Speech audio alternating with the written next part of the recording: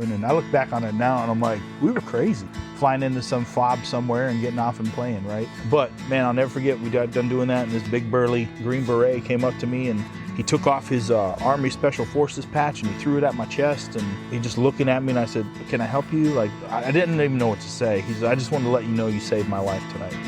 And I was like, what are you talking about?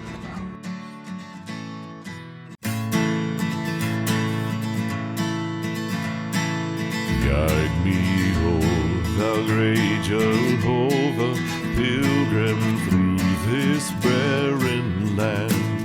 I am weak, but thou almighty, hold me with thy powerful hand. Bread of heaven, feed me till I want no more. Feed me till I want no more. Welcome to Still Singing. I'm Casey Armstrong, and through the years I've had the privilege of singing with a number of different professional ensembles and groups, and I'm excited about this podcast, sharing with you guys friends and fellow singers that I've worked with. Today we're going to be meeting Ryan Carson. Ryan Carson and I were in the Singing Sergeants together. I'm going to let him share about his life, his family, and the music that we were able to enjoy together with the U.S. Air Force Singing Sergeants. See you in a bit.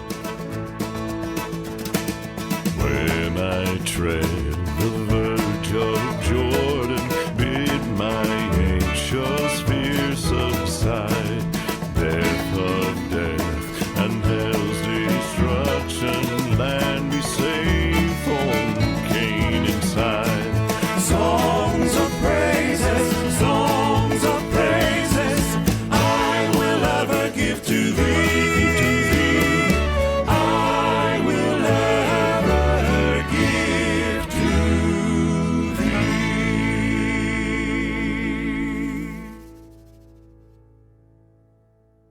All right, buddy, we're here. Yeah. This is it. So, It's good to see you, by the way. dude. Awesome. So I was trying to figure out how long it's been. Yeah. I know I've seen you since Kara's 40th birthday, but Yeah.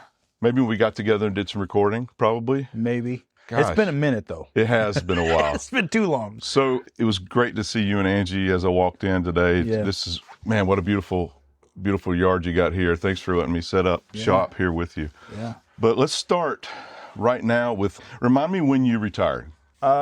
December of 21, but it's really like 22 because it's 31 December. So it's like this weird, like, 21, 22. Yeah. I got you. Yeah. I got you. Yeah.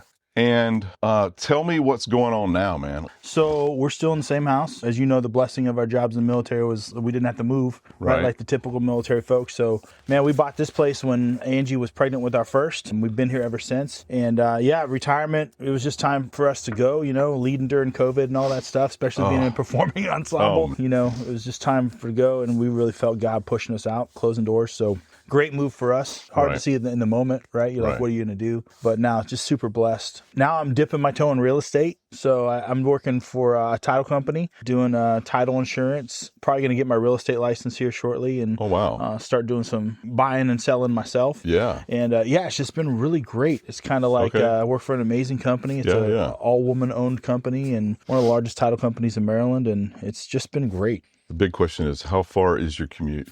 Literally 17 minutes from my driveway. Oh, man. Yeah, big difference, right? I mean, you're the king of commutes. Oh, so yeah, let's not get started with that. I'll have to do my own podcast at some point for that. But, all right, cool, man. Facebook allows us to keep up. It's like we're there, but we're not. It's been really great watching you and your kids. Man, just do life. And so, we share a lot in common as far as you growing up. I know you grew up in a military family. So tell me about that, man. Yeah, so actually I'm third generation Air Force. So, oh, wow. Yeah, so my grandpa was Army Air Corps. Wow. And then it became the Air Force, right? While he was still in. Yeah. So that was my mom's father. And then my dad joined the Air Force. And so when I came in, I was third generation at that point. That's awesome. But yeah, raised in a military family, really all I ever knew, especially with my grandparents being military. And, my dad met my mom in Japan playing drums at the O Club. You know what I mean? Yeah. So, I mean, it's just kind of been in our Your mom blood. plays drums? No. Anyway, sorry. Yeah. And I recently just found out, this is what's cool about this story, is that he made chief. They were going to PCS us. And I was so plugged in to the music program there in our high school that he actually turned down the stripe. And I didn't really know that. Oh, my goodness. Yeah. So he never put on chief. Then he retired because he didn't want to move me out because I was doing so much in the community with performing and stuff. And he was like, no, we need to stay here. And he loved it there too. You know, he loved the Rapid City area and the Black Hills. And so I never knew that part of the story. And then for me now to make chief, it just kind of, when I retired. Well, and he got to see that, man. So that's a big deal. And he was great, man. Your dad, I mean, I thought you were spunky. You know, it's like Spunk was his middle name, man. Yeah, he was a good dude. That dude. Aircraft maintainer by trade. My favorite quote that stuck was he called me a knuckle dragger or something. Like, he always called you knuckle dragger. Knuckle dragger. I was like, I mean, listen, I do believe in Sasquatch and I love Sasquatch, but I mean, he did I don't call know you if I'm a knuckle dragger. dragger, but anyway. Well, man, I know your dad was proud of your career. I know your mom is proud. I was glad to get to meet those guys. So tell me about like how you found out about the gig. So it's funny. I was at the University of Wyoming and I was taking voice lessons from my choral instructor there was Professor Carlisle Weiss. He recently passed away, but just an amazing dude. And he approached me one day and he was like, hey, you should really think about the Army Chorus, right? And I was like, the Army Chorus? And he was in the Army Chorus, I guess, back in the day. Yeah, his name sounds familiar. And then, so he started talking to me about this stuff, but I was, grew up Air Force. So I was like, well, do they have anything like that in the Air Force? And he's like, well, I think they do. And then I'm not kidding you, like 2 days later, there was like a flyer posted in the Fine Arts building that said like they're hiring a tenor vocalist or something, right, for the Air Force. And I was like, okay, well, I'm going to do this. So I went to my professor and I said, you think we could do this? And he said, well, let's do it, and literally walked to the media center there, right, put together a physical cassette tape of some songs and shipped it off to DC, and rest is history from there. Let's talk about 1999, right? Because that was a big year for both of us. Like, we both finished school. We both got married.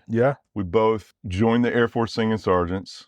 We now both have 3 kids. I mean, I remember that first year, I was about 4 months behind you coming in. And I just remember we hit it off from the get-go. You and Angie, me and Kara. Tell me about that year for you. I mean, what a whirlwind year, right? Like, I graduated, in May? And my report date at basic was 2 June, right? So literally, like, I had a couple of weeks at home to get our stuff together, ship off to basic, and then do basic training. And then, Angie and I literally packed up our cars with walkie-talkies because we didn't have cell phones, or anything like that. And just drove out here. We had no idea what we were doing. I figured we'd live on base somewhere. I was just like, they just live on base, and driving out to the DC area, had no clue. I love it. And just pulling the Band-Aid off and getting here. And then as you know, like, we were part of the young crew then, right? Because, we were youngsters. Yeah, it was kind of a turnover. Yeah, it was a big turnover. And, they plugged us in right away. Like, I was memorizing medleys like the first 3 days I was there, right? So, absolutely. So,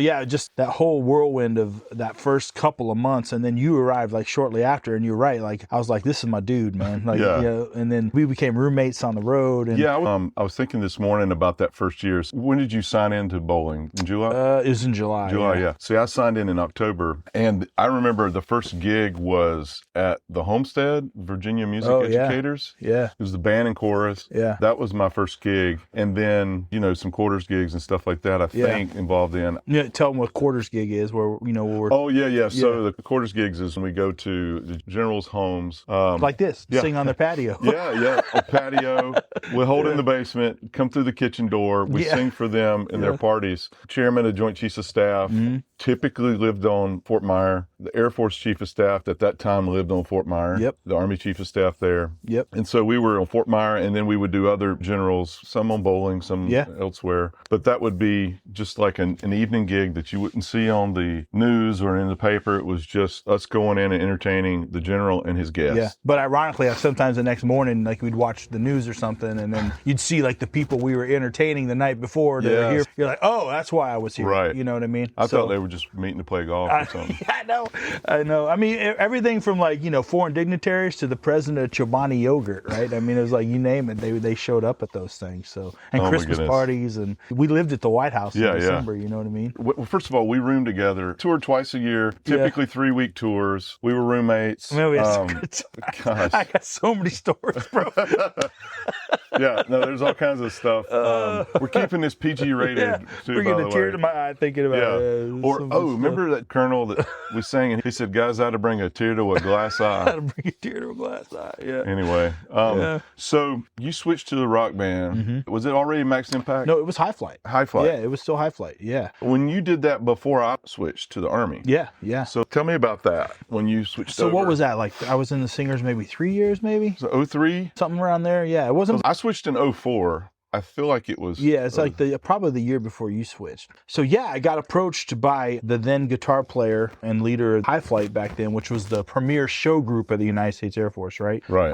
And he was like, hey, you know, the lead singer, he's going to be like retiring. You should do this. And it wasn't even on my radar. You know, I figured that was the gig we all wanted to get singers. And then I started thinking about it, and I was like, well, if I'm going to do this gig, I want to audition like everybody else. So Right. I went through the audition process and actually ended up winning the gig. And totally different than the Singers, right? Where we're standing on stage with a folder, and now I'm doing dances and choreography and, Yes. you know, all this stuff. And so, but honestly, man, one of the best decisions and one of the best things that happened to me was going Right. over to that group, you know, Right. during that time. You know, I was young, and we were able to be some of the first people to ever deploy and do missions, you know, downrange. Absolutely. Because of that. But totally different bag within the same building, but a totally different experience. No, I know. It was over the top. I loved watching them. Like you said, High Flight was kind of the quartet of vocals with band. Yeah, 5 vocals. Oh, 5. Okay, It depends. For some people transitioned out. So they had vocals in band, and it was definitely like a top 40, like you said, show group kind of a thing. But yeah, man, when you went over and you guys switched over, changed the name to Max Impact, and started rocking hard. Yeah. And it was so fun to watch from a distance, you know, or across the hall rather. Something just popped up in my brain, though, a memory of you and I pre-High Flight when we were still both in the Singers. Yeah, yeah. Because I found the video of it, and it was us performing the Backstreet Boys at AFA. You remember that? Yes, I want it that way. Yeah, I want it that way. And remember, Ken had his guitar on, and he comes out, and the thing fell off. Remember? I watched that video. I think I was home this last summer, and I found that video, and I watched it. Yeah, you got to share that with me, man. Like, man. You and I always had like you know, I was never like the choral guy that like a lot of our colleagues like knew every opera, knew every, you know, you and I were always in the same boat. Like, we just want to sing. I know, you know? like whatever. We're just built to sing, like, and I think we would sing whatever they put in front of us. Yeah. Right? If it was a pop song or if it was, you know what I mean. So I think another thing that we shared always, and we still do, is we like what the people like. Yeah. We like the familiar, the standards. You know, like that song that's like takes you back to high school, you know, all that stuff. Well, first of all, I'm not a songwriter, so I don't have that in me, so I just gravitate towards good songs. Yeah. But speaking of songwriting, so you tag team on a handful of original songs with Max Impact, dedicated to... Yeah, so I think the very first project we did was Locked and Loaded, and that was just kind of a overarching, you know, like, here's the Air Force, we're locked and loaded. Yes, this was in the thick of 9/11. Yeah, right after 9/11. Kind of Then we did Stand, we're about the Honor Guard. We did Send Me, which is our big one that we wrote for Special Tactics in the Air Force. Yes. That was huge. I think the last one we did was Find You, about BMT, about being instructors and stuff. Yes. But I think we won, I can't remember now in my old age, but I think 4 first place awards for like Air Force original music, like top of the top. So I guess our Grammys, I don't know, whatever that means. You know? No, I remember they'd come out, you know, you guys would grab videos on deployment. I remember all those being shared. They're on YouTube. You should check those out. I'm sure if you just YouTube like Max Impact or something, they'll pop up. There's some great stuff. The other thing that I love about starting this podcast with you, man, is when I do a solo date, of course I reference the military career. I mean, that was the majority of my musical life. And so I always tell people, I'm like, listen, there's 3 things, right? Number 1 is to honor the fallen. If it weren't for Arlington Cemetery, none of us would have a job. I mean, that's the main purpose. And number 2 is the esprit de corps, right? To encourage and inspire, uplift those that are still active. And then number 3 is to bridge the gap, I think, between the American public, who we entertain and perform for, bridge the gap between them and the frontline soldier. Yeah, humanize the uniform. Right. Yeah, so it's like, we don't have to have the answers. We can think we have the answers, but it's not about what we think. It's about the music. Right. Because music heals, it soothes, Yeah, I used to say our job was to help others forget about their job. Okay. You know what I mean? Yeah. Like, So you're going to be one of the few people that I interview that have deployed and done that number 2 thing. Yeah. Because in DC, yes, there's active duty in our audiences, right? Right. But it's rare that we are performing for an all uniformed audience. Yeah. Because we do so much PR. I know you got a ton of deployment stories, but tell me about some of the kind of the highlights of that. I mean, like things that just stick out in your mind, like. Oh man, yeah, so much.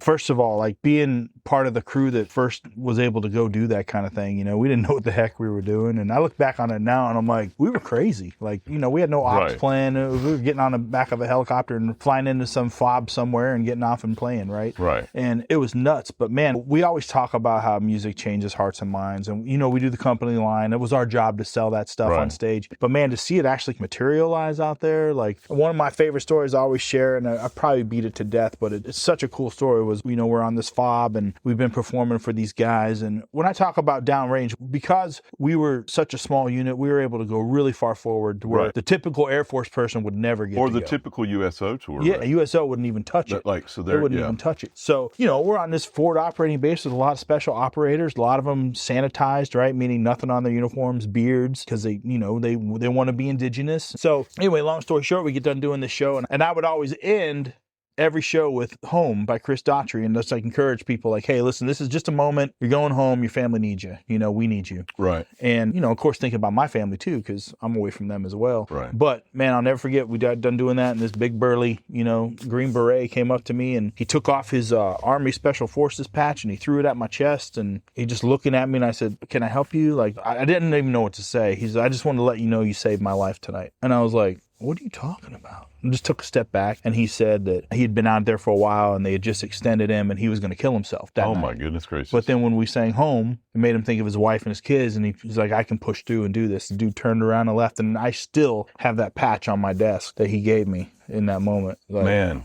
I can imagine he's one of those dudes, like, that was really difficult for him to tell. Like, the music, right, broke through this crust, man. Like multi-million-dollar warfighter that was about to take his life. But like I said, our job is to help them forget about their job. Right. And music's a time machine, bro. You said it. Like, when you hear your wedding song for you and Kara, where are you? You're right back at your wedding, right? And so in those moments, we're able to transport these guys back to their home and let them forget about that kind of stuff. So it's really cool to see that happen. I mean, and yeah, there's countless stories, man. There's funny ones about, dealing with host nations and Romanian-led bases. And you name it, I've seen it, from the worst of the worst to where we're peeing in tubes on the side of a mountain to, we got the greatest pool in the desert at Al Dhafra, right? So, but it's crazy. So how many times did you guys, or were you involved in a deployment with? So I 6 deployments, yeah. Oh, man. And, it ranges too. We had those community relations things too that we do over there. I mean, I remember going to Kyrgyzstan and playing for the school for the deaf. And everybody's like, well, what are you doing with the school for deaf? Put all our speakers on the floor face down, and they were feeling everything. And, it was really cool. They couldn't hear us, but they could feel us, and they could see us, right? So power of music, man. Shoot, yeah. Put the bass player to work, didn't you? That's right. Ryan, so I love what you just shared about that Special Forces guy that just came up and, like, basically in his own way opened up to you and told you that you, through the music, saved his life. I mean, literally. Yeah. So what I love sharing with people, because I've never deployed, but what I love sharing with people is, when I was at about the 10-year mark in the service, a friend of Kara's, she went to school with this guy named Tim Farry. And Tim at the time was a major. He was a chaplain in the Army. He had been on numerous deployments as a chaplain downrange before and after this moment. We were talking, and I was telling a little bit about some things that I was frustrated with. Just life, DC, the military. Right. I was whining. Yeah. Right? Because I was feeling that gospel call that I'm able to do now, like full throttle. I was feeling that tug. I was like, man, do I want to stay 10 more years? I really want to get in the ministry, yada, yada, yada. Well, he told me, he was like, Casey, you guys, through music, get to share more Jesus than I do from the pulpit in uniform. And he reminded me, like, you guys are closing out every concert with Battle Hymn of the Republic. That third verse says, in the beauty of the lilies, Christ was born across the sea with the glory in his bosom that transfigures you and me. Yeah. He says, even if they don't know Christ, people are clapping, but Jesus is sneaking in through you guys into these people's lives. You're getting away with it because it's patriotic, it's spiritual, it's a genre. right? But the truth is what it is. Yeah. Think about choral music. Choral music came from the church. The majority of the choral rep that we performed was sacred-based text. Yep. Now, some of it might have been in Latin, some of it might have been high church, but so much gospel. Think about the Christmas concerts, or holiday concerts. Yep. It was there, man. Yeah. And so whenever I got frustrated, I'd be like, all right, the truth is we're still sharing Jesus on almost every concert. Yeah. So I don't know, man. Does that bring up anything? Yeah. Like, I guess that was the frustrating thing about our job too. You couldn't talk about that kind of stuff. You know what I mean? But I will say this, like, I knew that about you from the very first moment I met you. You know what I mean? Like, the joy of the Lord was always in you, and you had always talked about your passion for gospel and, man. I mean, and who wouldn't? I mean, with your Lord voice, out. I mean, bro, you're built for it, bro. You know what I mean? You always were. And so I always knew that calling on your life. And to see you now be on the other side and happy and doing I'm so happy for you, man. Oh, it's man, like, I appreciate it. And it comes down to hope, right? Because music gives us hope, but as a believer, we know our hope is only in Jesus. And it's taken me a lot of pain and heartache to get to the point where I recognize that, without Jesus, we have nothing. Oh, yeah.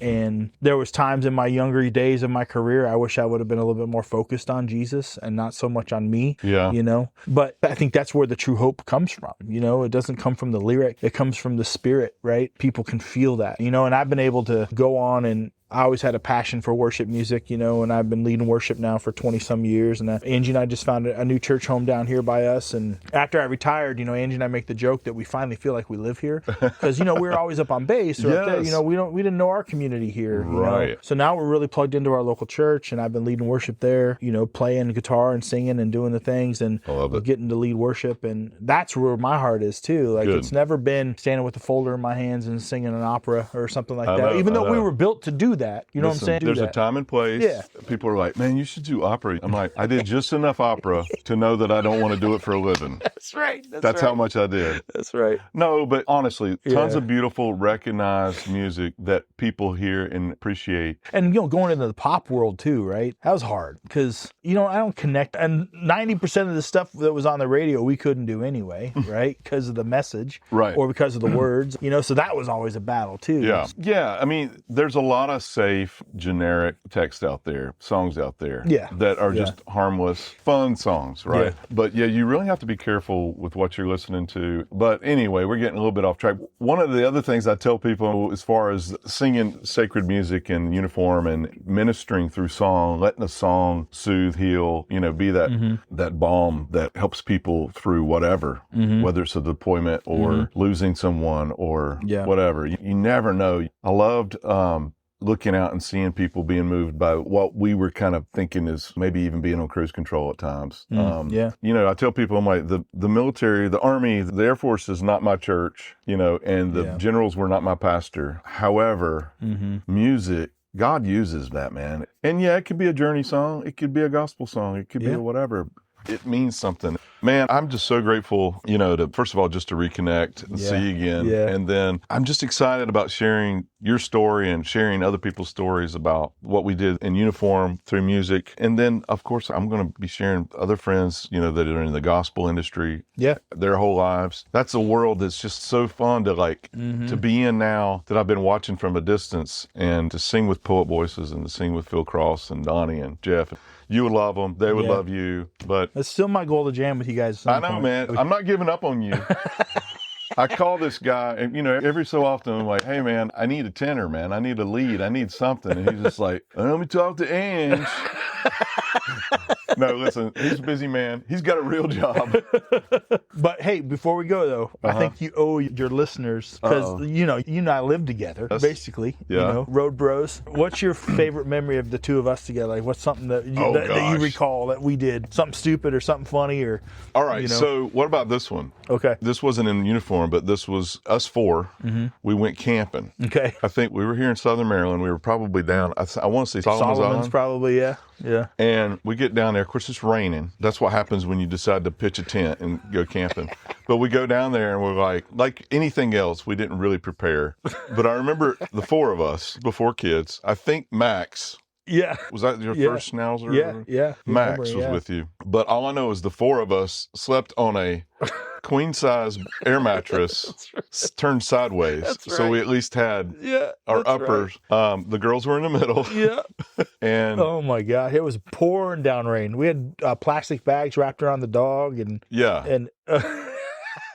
I'm the sure girls planned the trip, didn't they? Didn't they I'm sure surprise did. us? Yeah, I think so. I think they surprised us because I think I have a picture of us in like the back seat Okay. with blindfolds on. Oh, yes. Yeah, I think I think surprised us. Yes. Yeah. So, Oh man, I didn't remember that part. Yeah. I just remember, basically like shoulder to shoulder. Yeah.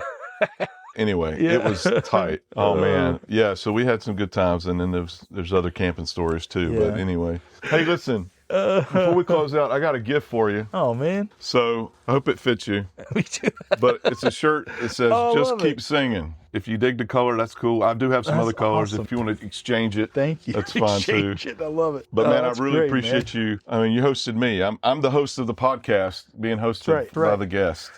Hey everybody, I'm Ryan, and I'm still singing. 371, dog.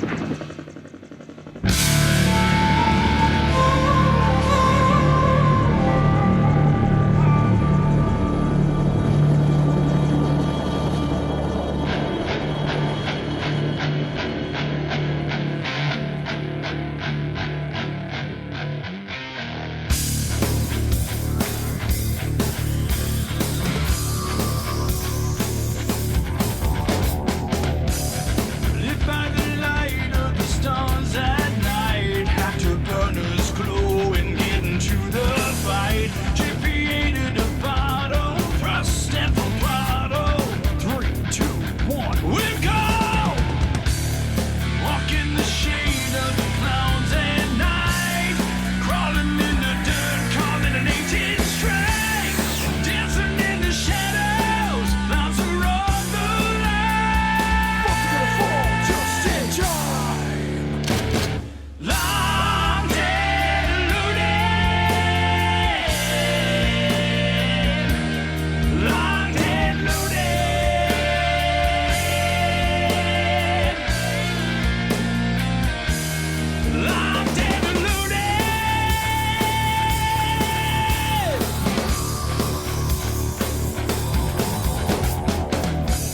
We get to the fight out on the flight line.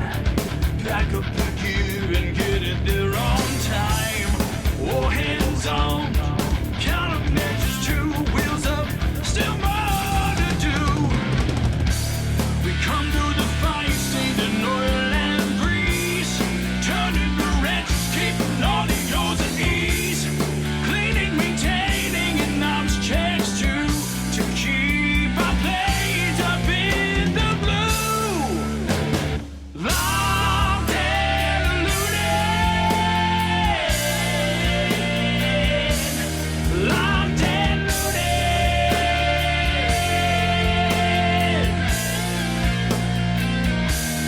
Long dead looted.